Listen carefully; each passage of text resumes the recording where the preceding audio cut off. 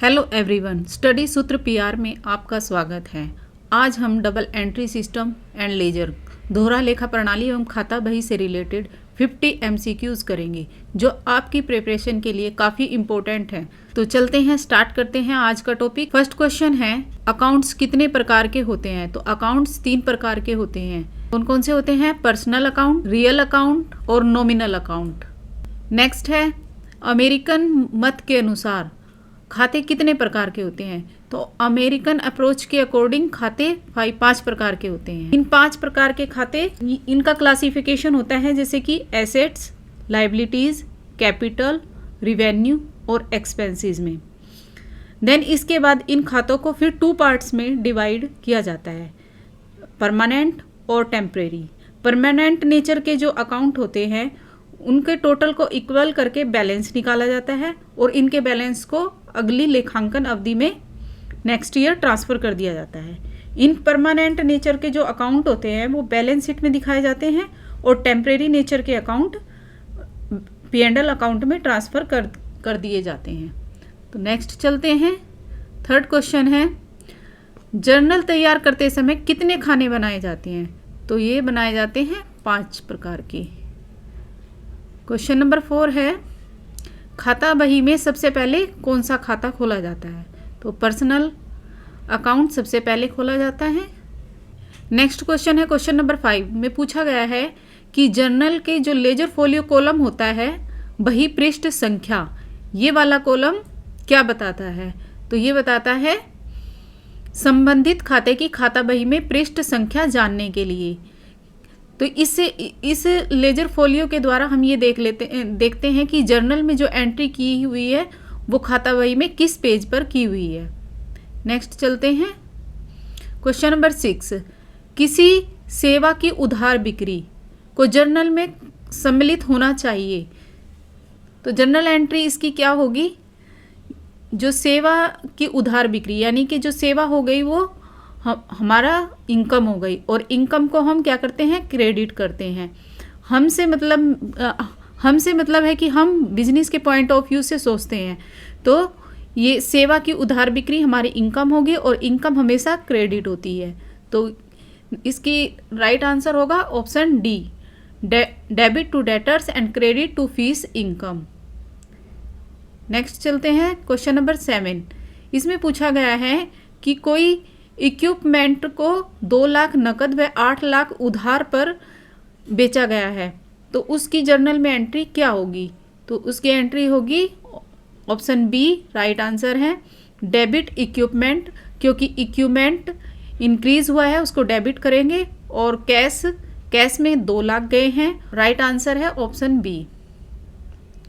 Next question है, receiver is debit and giver is credit, ये rule किस खाते का है? तो ये है पर्सनल अकाउंट का, व्यक्तिगत खाते का। क्वेश्चन नंबर 9 है, आने वाली वस्तु को डेबिट करो और जाने वाली वस्तु को क्रेडिट करो, यह नियम किस खाते का है? तो यह है रियल अकाउंट, वास्तविक अकाउंट का। इसमें जब एसेट्स इंक्रीज होती हैं तो डेबिट और लाइबिलिटीज इंक्रीज होती हैं तो क्रेडिट किया जाता है। नेक्स्ट क्वेश्चन है, all expenses and losses are debit and all income and profit are credit, ये रूल कौन से खाते का है? तो ये है नॉमिनल अकाउंट का। नॉमिनल अकाउंट में सभी एक्सपेंसेस को डेबिट किया जाता है और सभी इनकम और प्रॉफिट को क्रेडिट किया जाता है। क्वेश्चन नंबर 11 है, कैपिटल अकाउंट, पूंजी खाता होता है natural personal account, representative personal account, artificial personal account या नन ऑफ द अबव। तो ये होता है ए, ऑप्शन राइट आंसर है। पर्सनल अकाउंट भी 3 प्रकार के होते हैं, जिसमें इनकी कैटेगरी होती है natural personal account, representative personal account, artificial personal account. ये प्राकृतिक व्यक्तिगत खाता किसी पर्सन के बारे में बात करता है, जैसे राम का अकाउंट, श्याम का अकाउंट। प्रतिनिधि व्यक्तिगत खाता किसी का प्रतिनिधित्व करता है, जैसे कि अदत्त खाता, उपार्जित आय खाता। और कृत्रिम व्यक्तिगत खाता ऐसा खाता होता है जो नेचुरल पर्सन नहीं होता, जैसे कि कोई कंपनी या बैंक अकाउंट।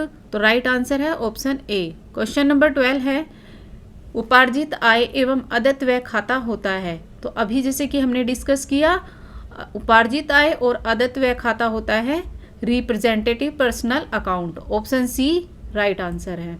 नेक्स्ट क्वेश्चन है, बैंक, बीमा कंपनी, संयुक्त कंपनी, व्यापारिक संस्था व क्लब आदि के खाते होते हैं, जैसे कि हमने अभी डिस्कस किया कि ये होते हैं आर्टिफिशियल पर्सनल अकाउंट, कृत्रिम व्यक्तिगत खाता।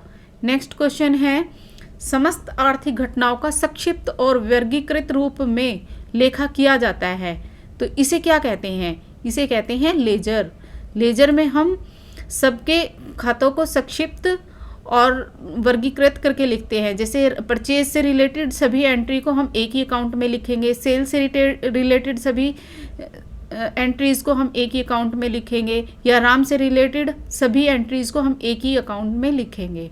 नेक्स्ट चलते हैं, मेन ऑब्जेक्टिव क्या है लेजर के, तो इसमें ये बताना है। तो राइट आंसर है finding the collective result of all behaviour of similar nature, जो सिमिलर नेचर के जो समस्त व्यवहारों का सामूहिक परिणाम ज्ञात करना। तो राइट आंसर है ऑप्शन सी। नेक्स्ट क्वेश्चन है, विशेष जर्नल किसको बोला जाता है, तो ये है ऑप्शन ए, ओरिजिनल बुक को विशेष जर्नल कहा जाता है। क्वेश्चन नंबर 17 है, परचेज बुक में किसका लेखा किया जाता है? कैश परचेज का, कैश और क्रेडिट परचेज का, या क्रेडिट परचेज का? तो कैश बुक में लेखा किया जाता है क्रेडिट परचेज का। अगर परचेज अकाउंट होता तो कैश और क्रेडिट परचेज दोनों ही का लेखा परचेज अकाउंट में होता है, लेकिन ये हमारी सब्सिडरी बुक होती है, इसमें सिर्फ क्रेडिट परचेज का लेखा किया जाता है और कैश परचेज का लेखा कैश बुक में किया जाता है। क्वेश्चन नंबर 18 है, स्वामी ने अपने निजी प्रयोग के लिए कैश को विड्रॉ किया है, तो कौन सा खाता क्रेडिट होगा? तो क्रेडिट पूछा है, तो कैश अकाउंट क्रेडिट होगा क्योंकि यहाँ पर कैश कम हो रहा है। क्वेश्चन नंबर 19 है, यदि कोई उधार पर माल की खरीद की जाती है तो कौन सा खाता डेबिट किया जाएगा? तो यहाँ पर एंट्री होगी purchase account debit to creditor account, तो परचेज का अकाउंट डेबिट होगा क्योंकि परचेज अकाउंट एक्सपेंसेस होता है और एक्सपेंसेस जब बढ़ते हैं तो डेबिट किए जाते हैं। नेक्स्ट क्वेश्चन है, डबल अकाउंटिंग सिस्टम का सिद्धांत कौन सा है?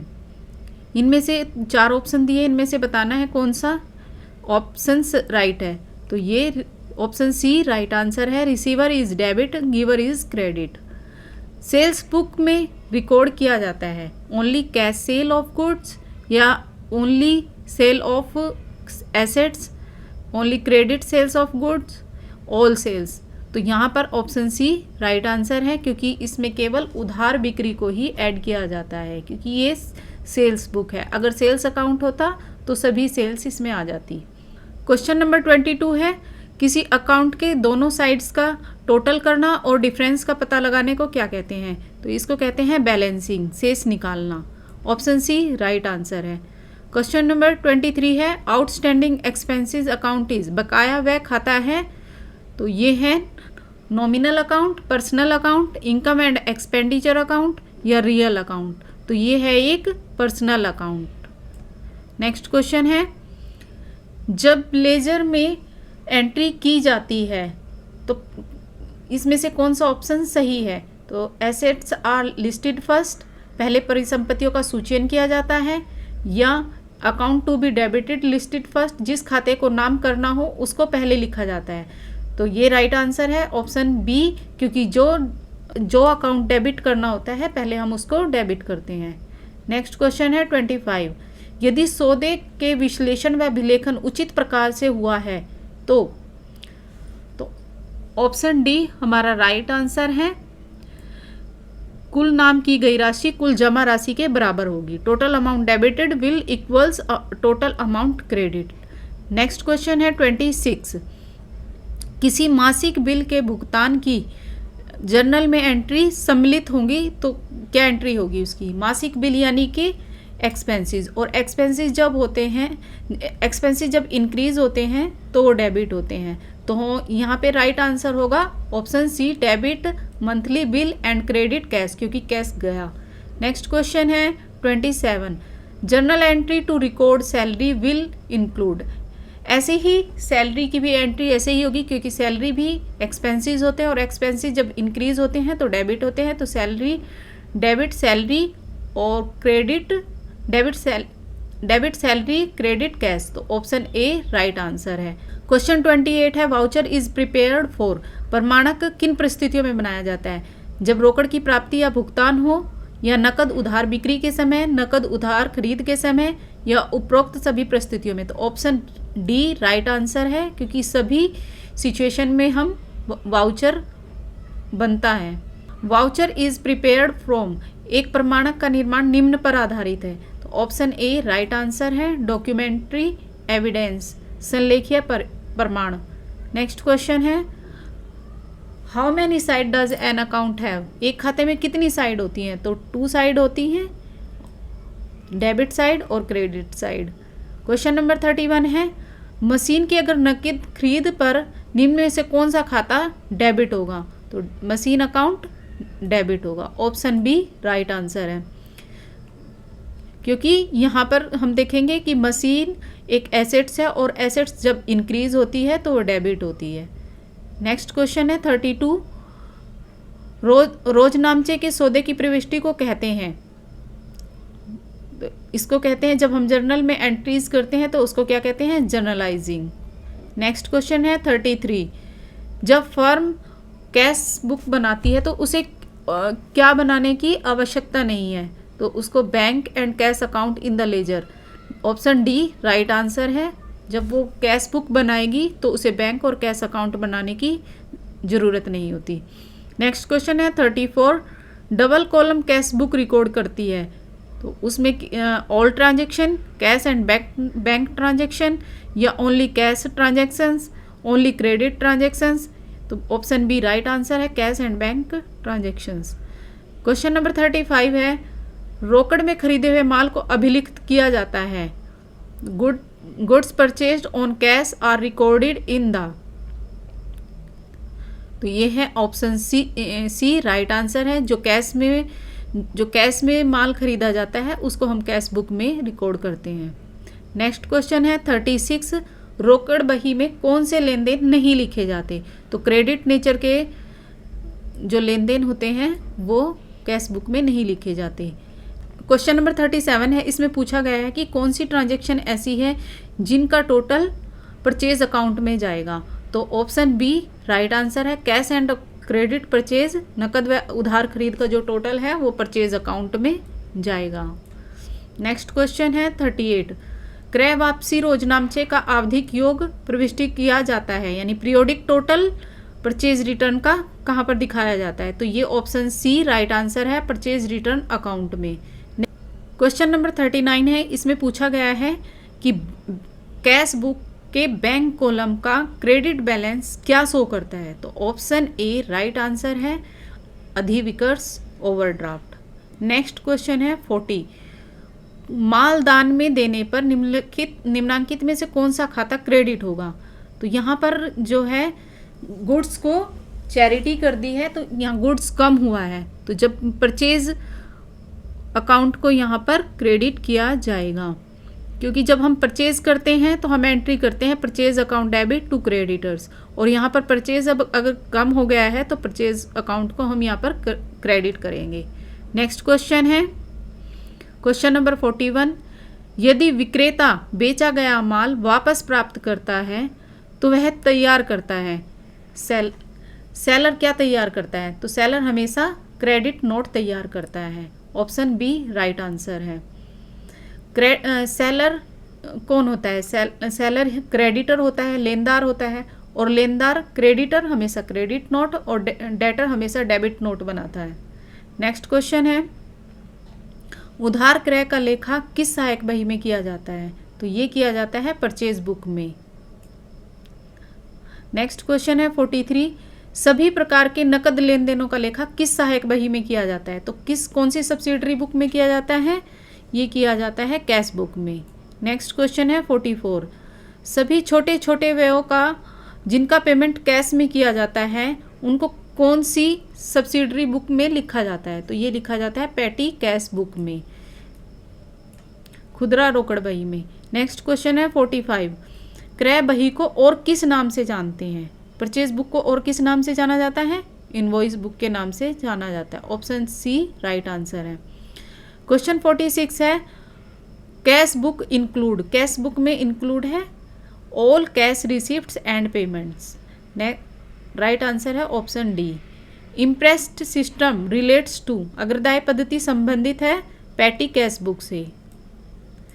नेक्स्ट क्वेश्चन है 48, रोकड़ बही में शेष सदैव होता है, तो कैश बुक में हमेशा डेबिट बैलेंस ही होता है।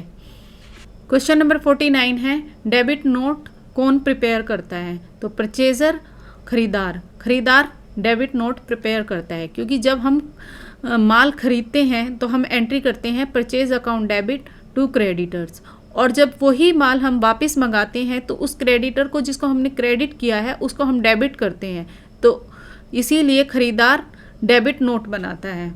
नेक्स्ट और लास्ट क्वेश्चन है ड्राइंग अकाउंट इज ए, आहरण खाता कौन सा होता है, तो ये पर्सनल अकाउंट होता है। ऑप्शन ए राइट आंसर है। Thank you for watching.